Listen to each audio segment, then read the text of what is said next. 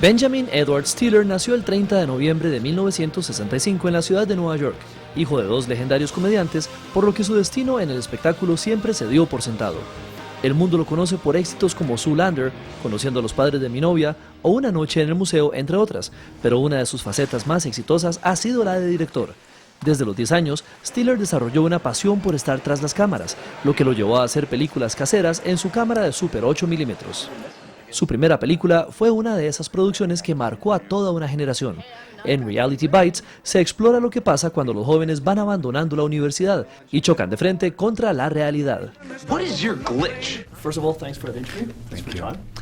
It is weird, but it's the second time a film you direct speaks to me directly Really? about the point I'm in life, you know? Wow. The first time was obviously Reality Bites, and now Walter. Wow. Yeah. Wow. Can you please tell me about the different places you were at, both as a director and as a person back then, Sure. as opposed to right now? Good question. I mean, that's 20 years ago, so very different place. It feels like another lifetime ago, you know? You look back on, for me, looking back on my life, I see, you know, places in my life where I was very naive, thought I knew what I was doing, ended up I had no idea, like blindly confident, you know?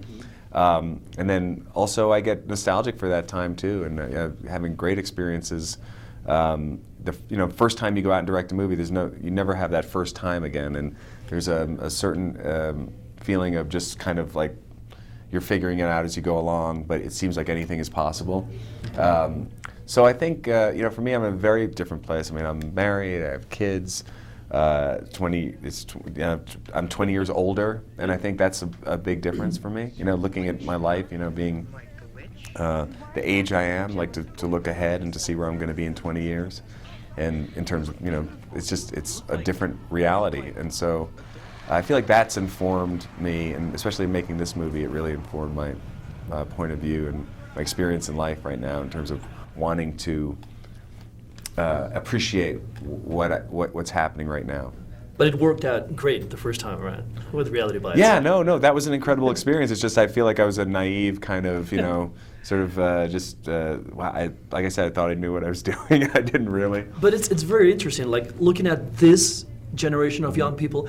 If you had to do a Reality Bite for them, what would you do different? Because right now it seems that young people are in this let's get discovered mindset. It's similar in a way because I think, you know, the economy is also not so great, and you know, in the time we made Reality Bites, it was the same thing where people were coming out into the world and there weren't a lot of jobs and they were trying to have to figure out how to make it happen.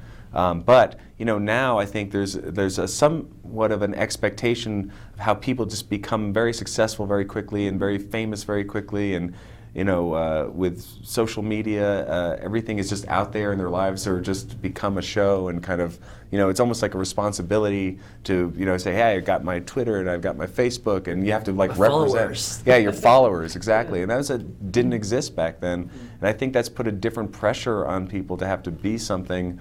Young people to have to be something, even if they don't have a job or a real plan. It's like all of a sudden you have to be something, and I think that's a lot of pressure to be entertaining and interesting in all social media formats. Do you think if you'd had YouTube back in your Super 8 filmmaking days, do you think you would have made a difference in your directorial career? Well, I think.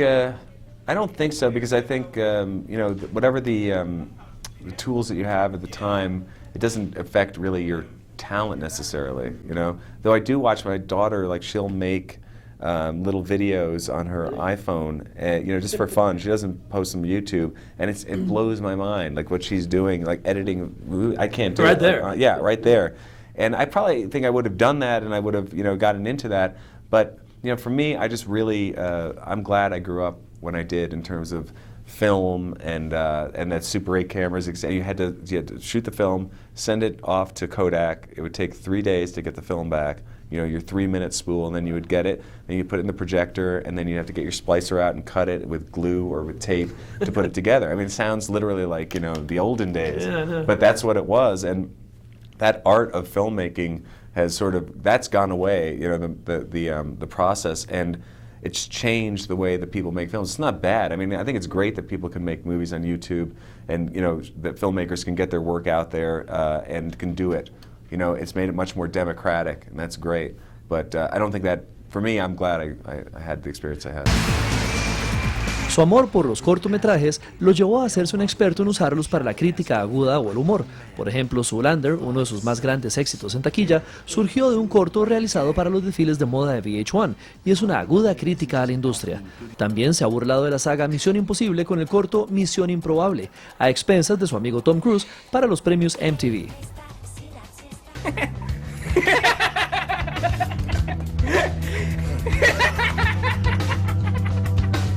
Well, your short films are really something, and Oh, they seem to have been instrumental in your career. I mean, talking about Zoolander, Mission Improbable, I love that one. Yeah, what is it about short films that is so appealing to you?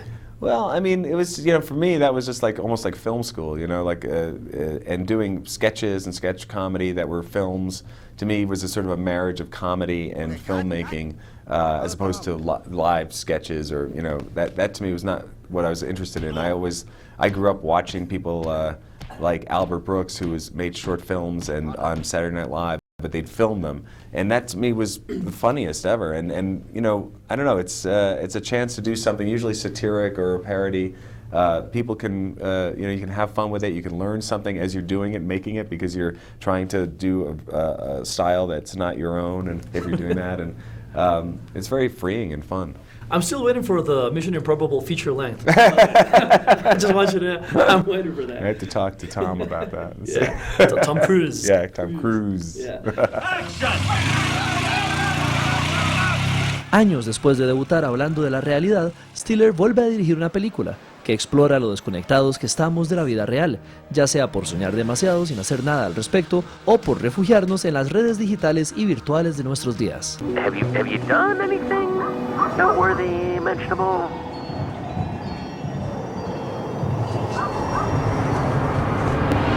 Is this the real life? Is this just fantasy? She's gonna blow! God, you're noteworthy! From reality. Hey, my man, you still there? No, I just like zoned out for a second. You have this edge to place the right amount of criticism, to my opinion, in the right amount and in the right place of this film and your mockumentaries. Have you thought about documentaries, like full-blown documentaries on a certain topic? Yeah, I love documentaries. I love watching documentaries, and I think, yes, at some point I would. You know, I don't pretend though that it's an easy thing to do, because I have friends who make documentaries, and you know, it's a very involved process. It takes years and years to make a good documentary in terms of, you know, shooting and waiting for the story to evolve. Though I would love to do it at some point, but I wouldn't want to just sort of dip in and go, hey, I'm going to make a documentary for a few months. It's a real process. Well, you have a knack for telling stories, and you have thanks. the inside lane on showbiz. Yeah. So, would there be something about showbiz you'd love the world to know? You know, the ridiculousness of it all, for sure. But I mean, I feel like I've always sort of gravitated towards that, like probably Tropic Thunder gravitated towards that. But you know, it's a game. It's a big game that everybody's playing, and some people take it more seriously than others, and that can be funny when people take it too seriously. Yeah. Well, this film, the Walter film, it seems to have this message about not only not being lost in daydreaming, but not being lost online. Yeah. I mean, I think you know, it's about, I think about real experience. You know, that's probably what it comes down to. And I have nothing against you know, internet dating or any of that. I think if I was single, you know, I don't know if I would go for it, but I can see how it can help people, you know, and try to get connected. But I guess in this world, that's, you know, the tough thing. It's tough to connect with each other, and the fact that we have to do it through computers, and obviously there's so many, you know, different ways that can go wrong with the way people put a version of themselves out there. You know, for me, the movie's really about connecting with real life and real experience, and going out into the world and having a real experience. But life is really fast-paced. Like today, just today, you're meeting with more than 50 people Right. plus. So. Don't remind me. Take it one person at a time. You know, that's the thing. Yeah, I mean, it's, you know, well, that's also the world we live in. You know, there's you're trying to get the message out to a lot of people.